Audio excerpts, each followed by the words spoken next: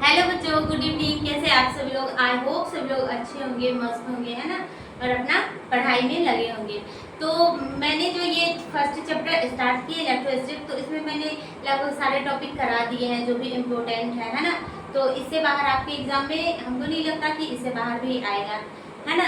जो भी इम्पोर्टेंट था मैंने करा दिया। आज बस आज का एक क्लास इस चैप्टर भी बचा हुआ है जो मैं आज कंप्लीट करा दूंगी, है ना।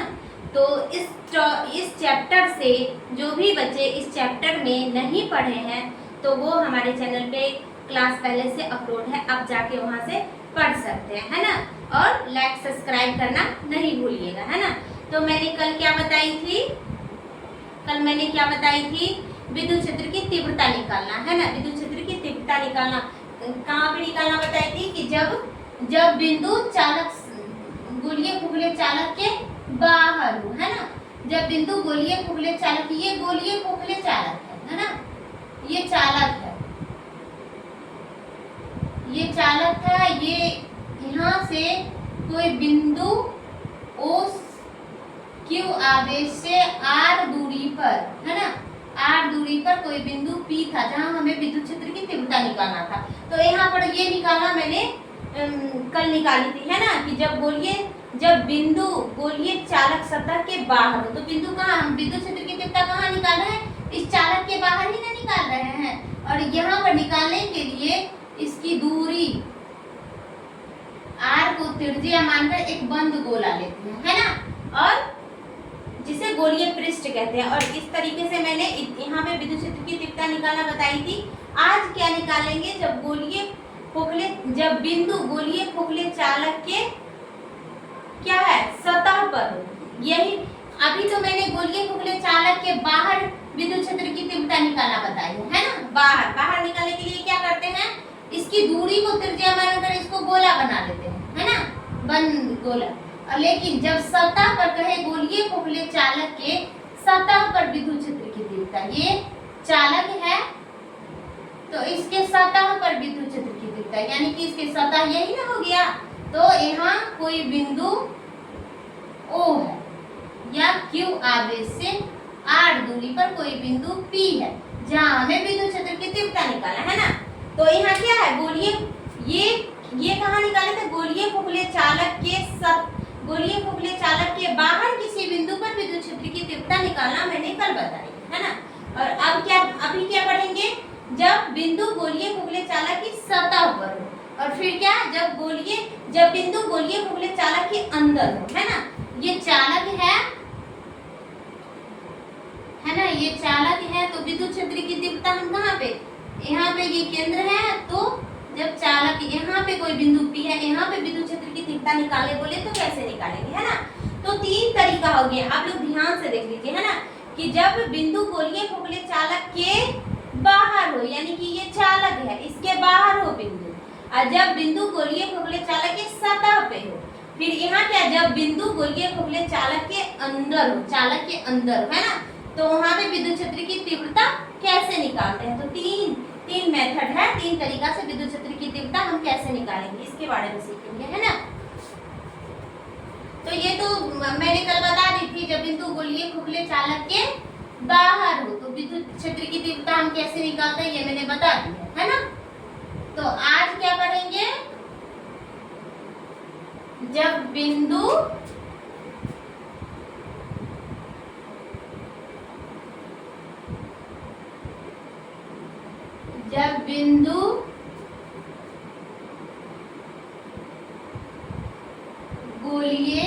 गोलीय खोखले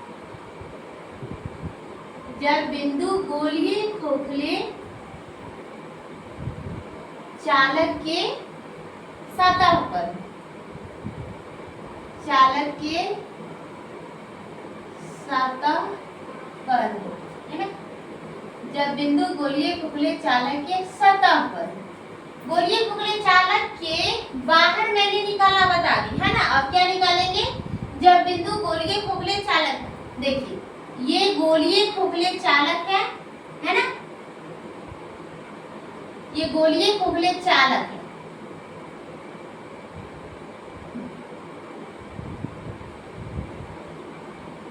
आवेशित चालक है ना, इसकी सतह पर आवेश, इसके अंदर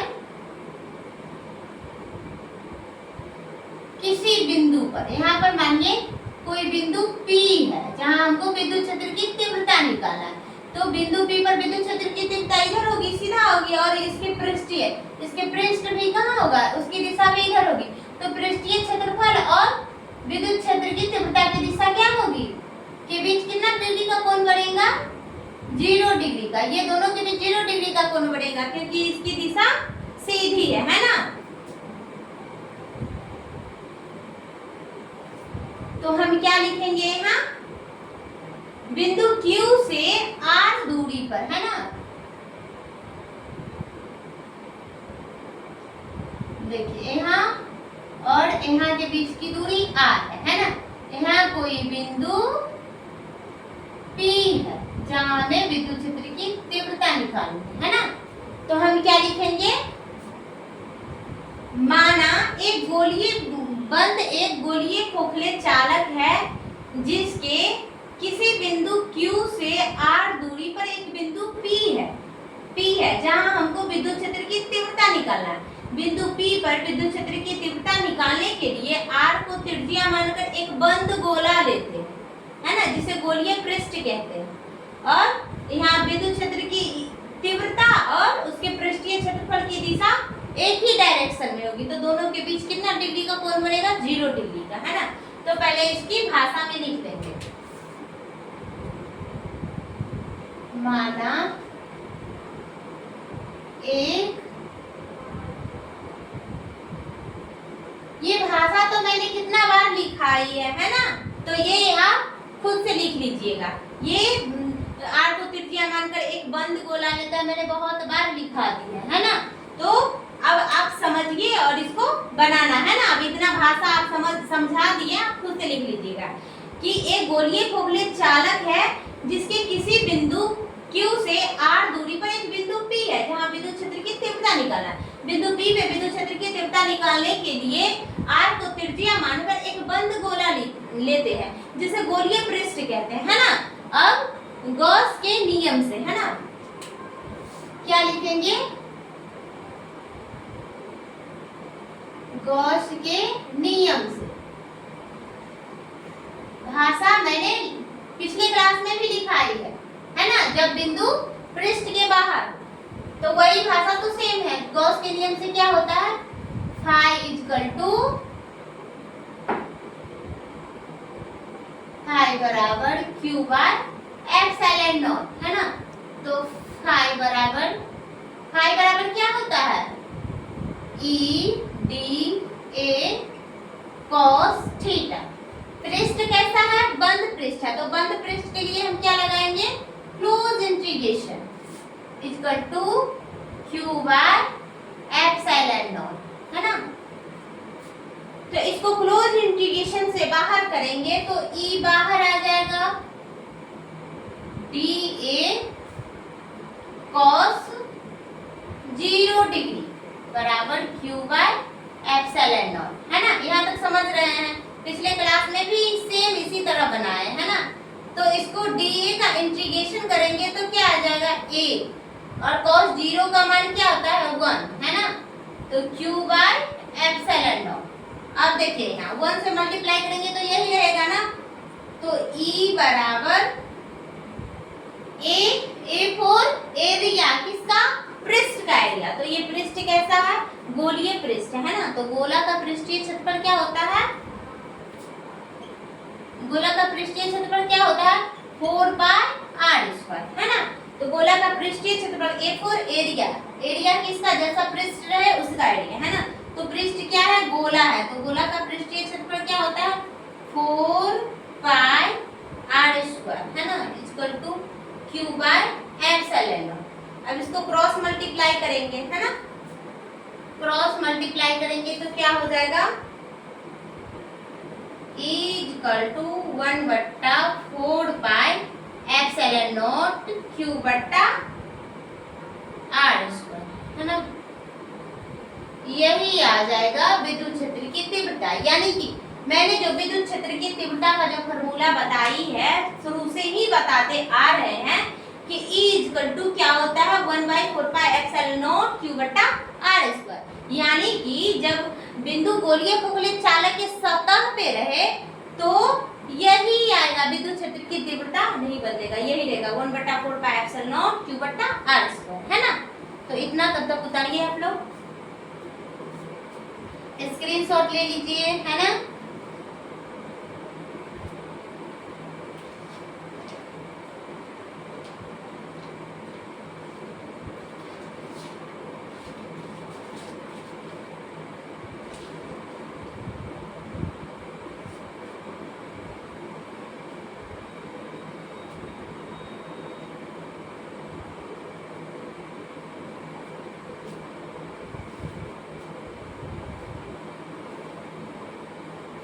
समझ में आ रहा है ना सबको? ये चैप्टर का आज लास्ट क्लास है ना। फर्स्ट चैप्टर जो है इलेक्ट्रोस्टैटिक, उसका ये आज लास्ट क्लास है।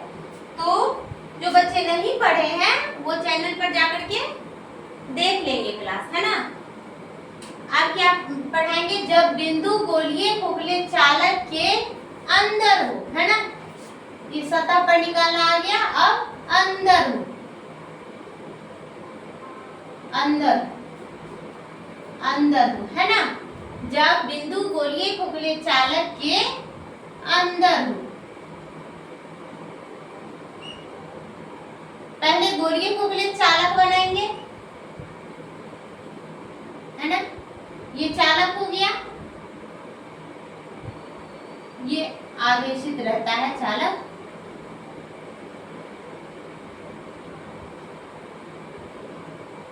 है ना। मानिए यहाँ कोई बिंदु O है, O से R दूरी पर कोई बिंदु P है, जहां हमें विद्युत क्षेत्र की तीव्रता निकालनी है ना। कि इसके ये सेंटर में O दिख रहा है आप लोगों को?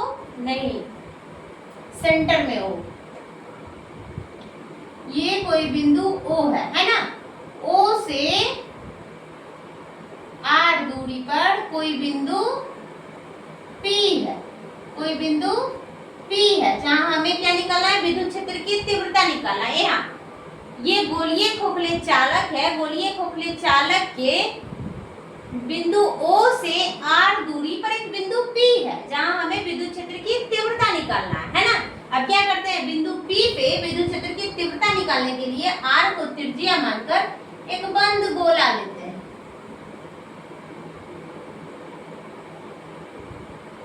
गोला हुआ, आप लोग सही कर लीजिएगा, है ना। मुझे ड्राइंग नहीं आती है। यहाँ पे विद्युत क्षेत्र की तीव्रता, बिंदु P पे विद्युत क्षेत्र की तीव्रता निकालने के लिए R को त्रिज्या मानकर एक बंद गोला लेते हैं ना, जिसे गोलीय पृष्ठ कहते हैं, है ना। तो यहाँ तक तो पहले फिगर हो गया, जिसको हम लिखेंगे। और यहाँ पे विद्युत क्षेत्र की तीव्रता की दिशा इधर होगा, इस पृष्ठ की दिशा भी इधर होगा, है ना। तो दोनों के बीच यहाँ भी 0 डिग्री का कोण बनेगा। तो पहले हम लिखते हैं, माना एक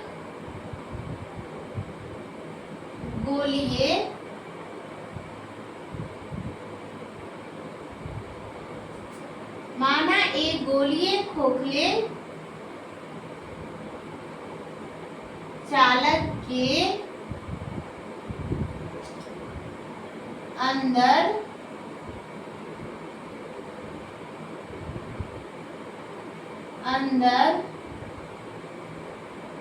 बिंदु O से R दूरी पर कोई बिंदु P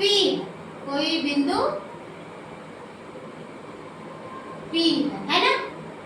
कोई बिंदु P है जहां हमें विद्युत क्षेत्र की तीव्रता निकालना है, जहां हमें विद्युत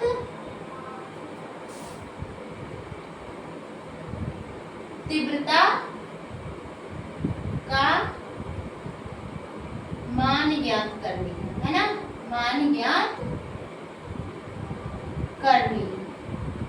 अगला लाइन क्या लिखेंगे, बिंदु P पे विद्युत क्षेत्र की तीव्रता का मान ज्ञात करने के लिए R को त्रिज्या मानकर एक बंद गोला लेते हैं, है ना, जिसे गोलीय पृष्ठ कहते हैं, है ना। तो अगला लाइन लिखेंगे, बिंदु P पर, है ना, P पर विद्युत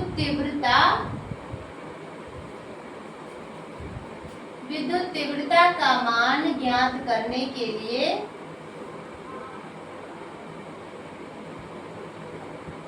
बिंदु P पे विद्युत तीव्रता का मान ज्ञात करने के लिए R को त्रिज्या मानकर एक बंद गोला लेते हैं। क्या लेते हैं, बंद गोला लेते हैं, जिसे गोलीय पृष्ठ कहते हैं, जिसे गोलीय पृष्ठ कहते हैं, है ना। इस चैप्टर में ये फिगर का एक्सप्लेनेशन मैं कराते आ रही हूँ, है ना। तो ये फिगर भी समझ गए होंगे और ये एक्सप्लेनेशन भी, है ना, क्योंकि ये बहुत बार हम लिखा चुके हैं, है ना, और ये इसको बहुत बार बता चुके हैं। तो ये फिगर समझ लीजिए, बाकी ये कहानी आप खुद से लिख लीजिएगा, है ना। कि माना कि एक गोलीय खोखले चालक के अंदर किसी बिंदु O से R दूरी पर एक बिंदु P है, अंदर में, जहाँ पे हमको विद्युत क्षेत्र की तीव्रता का मान ज्ञात करना है ना। बिंदु P पे विद्युत क्षेत्र की तीव्रता का मान ज्ञात करने के लिए R को त्रिज्या मानकर एक बंद गोला लेते हैं, जिसे गोलीय पृष्ठ कहते हैं, है ना। अब गॉस के नियम से, गॉस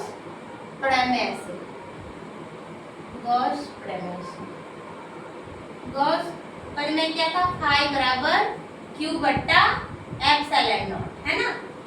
तो फाई बराबर क्या हो जाएगा, EDA cos थीटा। पृष्ठ कैसा है, बंद पृष्ठ है, तो close integration EDA cos theta by Q। यहाँ देखिए Q कितना है, Q ये चालक है, चालक के अंदर, ये गोलीय पृष्ठ के अंदर Q चार्ज है, चार्ज तो इसके सतह पे है ना, बाहर है चार्ज, इसके अंदर चार्ज है, Q है नहीं है, तो Q नेट बराबर क्या हो जाएगा, 0। इसके अंदर आवेश नहीं है, इसके अंदर आवेश नहीं है ना, तो Q क्या हो जाएगा, 0 और एप्सिलॉन नॉट, है ना। अब यहाँ देखिए, close integration EDA cos 0 degree by बराबर 0 बाय एप्सिलॉन नॉट, है ना। तो क्लोज इंटीग्रेशन यहाँ करेंगे तो E बाहर आ जाएगा, DA रह जाएगा इंटीग्रेशन में, है ना। और cos 0 का मान 1 होता है, 1 से मल्टीप्लाई करने पे कोई फर्क नहीं पड़ता है, इसलिए मैंने नहीं लिखी, है ना। तो E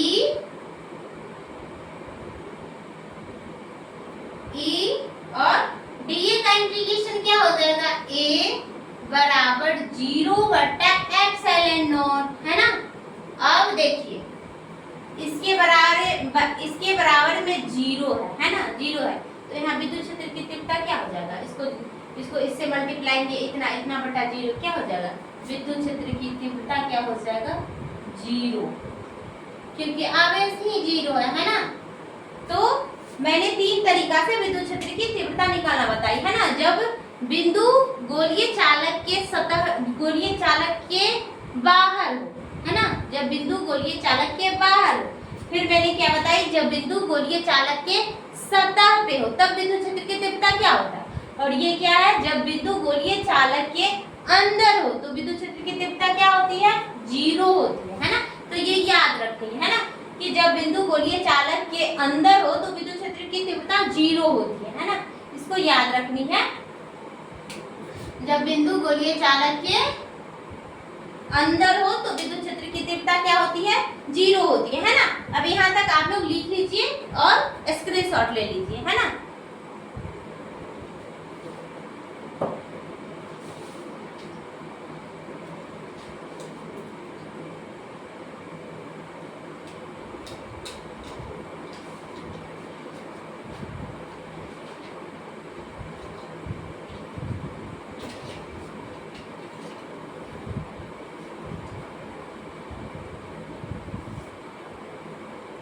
लिख लिए होंगे यहाँ तक, है ना। अब इस चैप्टर का लास्ट क्वेश्चन और VVI क्वेश्चन, है ना, last question and very very important question, है ना। क्या है क्वेश्चन?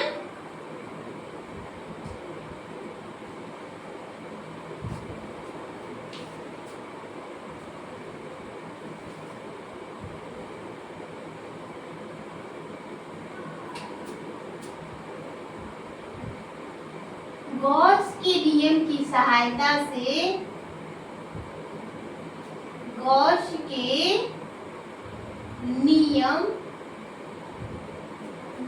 के नियम की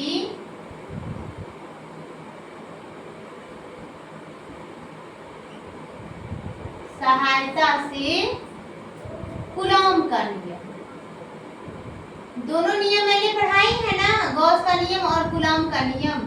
तो इसकी सहायता से इसकी नियम, है ना, गॉस के नियम की सहायता से कूलॉम का नियम, है ना, गॉस के नियम की सहायता से कूलॉम का नियम क्या है? गॉस के नियम की सहायता से कूलॉम का नियम, है ना। ये वेरी वेरी इंपॉर्टेंट क्वेश्चन है, इस चैप्टर का लास्ट क्वेश्चन और वेरी वेरी इंपॉर्टेंट क्वेश्चन, है ना। ये वेरी वेरी इंपॉर्टेंट क्वेश्चन है, गॉस के नियम की सहायता से कूलॉम का नियम, है ना। तो हम कैसे गॉस के नियम की सहायता से कूलॉम का नियम कैसे निकालेंगे, है ना। तो पहले तो जैसे गॉस का नियम में निकालते आ रहे उसी तरह करेंगे। पहले क्या लेंगे, एक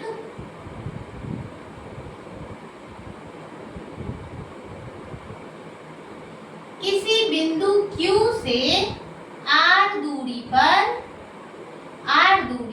एक बिंदु P है ना, बिंदु P है, जहां विद्युत क्षेत्र की तीव्रता इसकी पृष्ठीय क्षेत्रफल, है ना, की दिशा दोनों क्या हो जाएगा, एक ही तरफ होगा, है ना।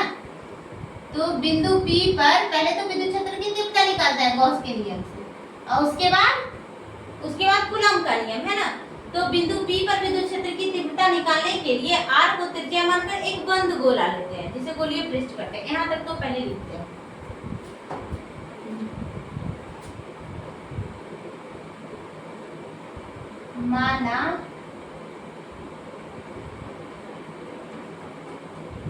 माना किसी बिंदु Q से R दूरी पर एक बिंदु P है ना, एक बिंदु P है, जहां हमें विद्युत तीव्रता का मान ज्ञात करनी है, तीव्रता का मान ज्ञात करनी है ना। अब दूसरा लाइन क्या लिखेंगे, बिंदु P पर विद्युत तीव्रता का मान ज्ञात करने के लिए, बिंदु P पे विद्युत तीव्रता का मान ज्ञात करने के लिए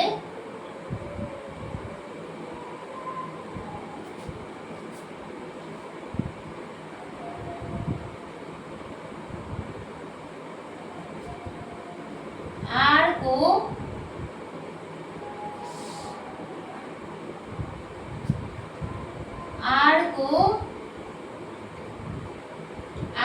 त्रिज्या मानकर एक बंद गोला लेते हैं, है ना। आर को त्रिज्या मानकर एक बंद गोला लेते हैं जिसे गोलीय पृष्ठ कहते हैं, है ना, जिसे गोलीय पृष्ठ कहते हैं, जिसे गोलीय पृष्ठ कहते हैं, है ना। तो यहाँ क्या हो जाएगा कि कोई बिंदु आवेश Q से R दूरी पर एक बिंदु P है ना, जहाँ हमको विद्युत क्षेत्र की तीव्रता का मान ज्ञात करना है। बिंदु P पे विद्युत क्षेत्र की तीव्रता का मान ज्ञात करने के लिए क्या करते हैं, हम R को त्रिज्या मानकर एक बंद गोला लेते हैं, है ना।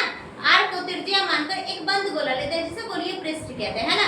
अब गॉस के नियम से, है ना, गॉस, यही तो क्वेश्चन है, गॉस के नियम की सहायता से कूलॉम का नियम निकाले, है ना। तो पहले गॉस के नियम से क्या लिखेंगे, गॉस के नियम से, है ना। गॉस का नियम क्या है, देखिए गॉस के नियम से कितना क्वेश्चंस बन रहा है ना। गॉस की मैंने बोली ना, पहले ही क्लास में बोली थी ना कि ये गॉस का नियम जो है बहुत ही इंपॉर्टेंट है, इससे 4-5 क्वेश्चन बनता है और एग्जाम में कोई ना कोई एक क्वेश्चन 5 मार्क्स में रहता ही रहता है ना, गॉस के नियम से। और इससे बहुत सारे क्वेश्चन, बहुत सारे फॉर्मूला आते हैं, तो ऑब्जेक्टिव में भी आपको देखने को मिलेगा, है ना, टिक द करेक्ट में।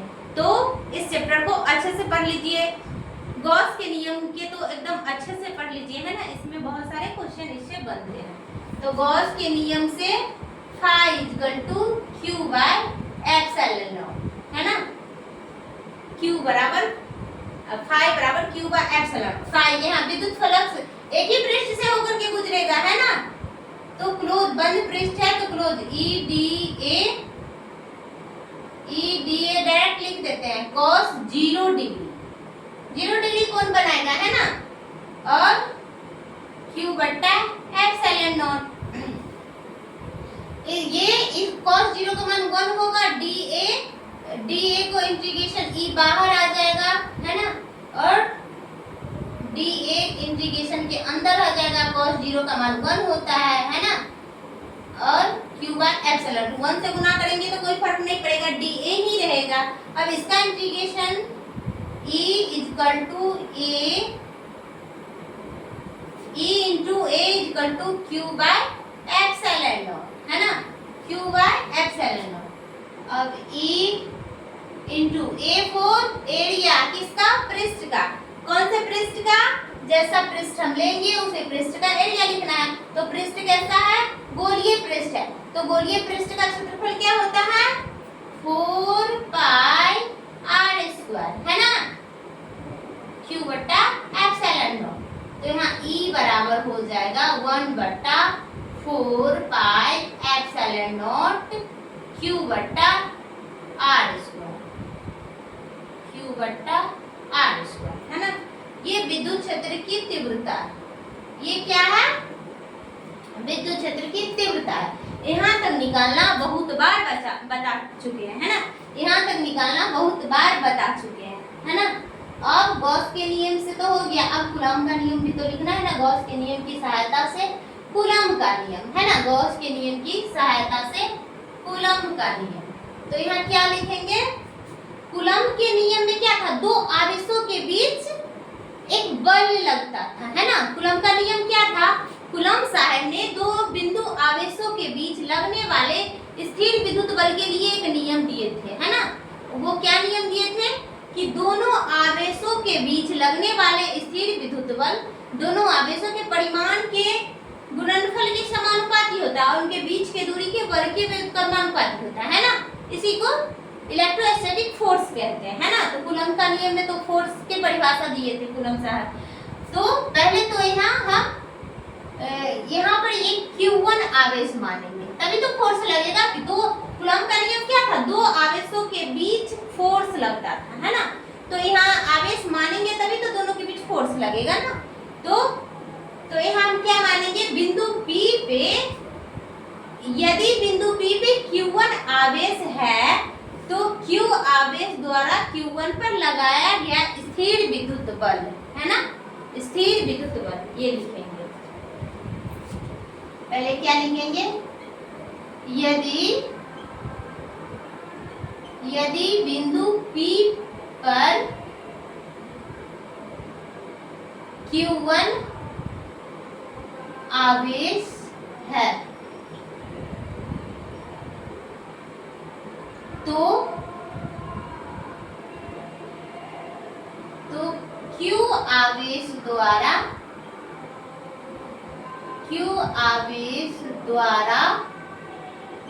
Q1 आवेश पर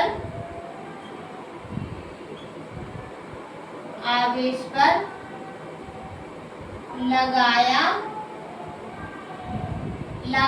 गया स्थिर विद्युत बल, है ना, स्थिर विद्युत बल F इक्वल टू QE, है ना, QE। स्थिर विद्युत बल क्या होता है, 1/4 पाई एप्सिलॉन Q1 Q2 बट्टा R स्क्वायर, है ना। तो यहाँ ये लाइन आप नहीं समझिएगा तो मैंने पूरा ही लिख ही देते हैं। बल बराबर क्या होता है, दोनों आवेशों के बीच लगेगा बल क्या, Q1, है ना। स्थिर विद्युत बल कूलॉम साहब ने क्या नियम दिए थे कि दोनों आवेशों के बीच लगने वाले स्थिर विद्युत बल दोनों आवेशों के परिमाण के समानुपाती होता है ना, Q1 दोनों आवेशों के परिमाण के समानुपाती होता है और उसके बीच के दूरी के वर्ग के व्युत्क्रमानुपाती होता है ना। ये समानुपाती व्युत्क्रमानुपाती हटेगा तो K आता है, K का मान क्या होता है, K का मान क्या होता है 1/4 pi epsilon not, 1/4 pi epsilon naught, है ना, क्या आ जाएगा 1/4 पाई एप्सिलॉन नॉट। तो आ तो गया, कूलॉम का नियम यही था ना, कूलॉम का नियम। कूलॉम का नियम क्या था, दो स्थिर बिंदु आवेशों के बीच लगने वाले बल के समानुपाती होता है ना। तो ये E का मान हम दे सकते हैं, क्या दिए, Q इंटू E, है ना, Q इंटू E। अब E का भी तुरंत पता है 1/4 pi epsilon Q square, F बराबर था ना 1/4 पाई एप्सिलॉन Q1 बट्टा R स्क्वायर, यहाँ R स्क्वायर, यहाँ क्या है R स्क्वायर, है ना। अभी मैंने लिखी है तो उतना की जगह E दे सकते हैं ना, 1/4 पाई एप्सिलॉन Q बट्टा R स्क्वायर की जगह E दे सकते हैं और ये Q1 आवेश है ना, E दे सकते हैं। तो ये क्या हो जाएगा F equal to Q1 into E का मान क्या हो जाएगा 1/4 पाई एप्सिलॉन नॉट Q बट्टा R स्क्वायर, है ना। ये E का मान है, विद्युत क्षेत्र की तीव्रता का मान यहाँ मैंने निकाल लिया, इसको हम E के जगह लिख दिए, है ना।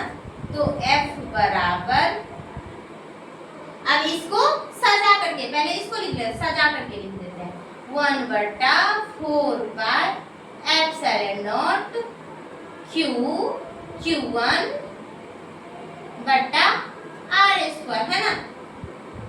यही आ गया क्या, कूलॉम का नियम। कूलॉम का नियम यही था ना कि दो स्थिर बिंदु आवेशों के बीच लगने वाले स्थिर विद्युत बल दोनों आवेशों के परिमाण के समानुपाती होता है और उसके बीच के दूरी के वर्ग के व्युत्क्रमानुपाती होता है। और समानुपाती चिन्ह हटाते थे तो K आता था, है ना। K का मान क्या होता है 1/4 पाई एप्सिलॉन नॉट या 9.9 न्यूटन मीटर स्क्वायर पर केजी स्क्वायर, है ना।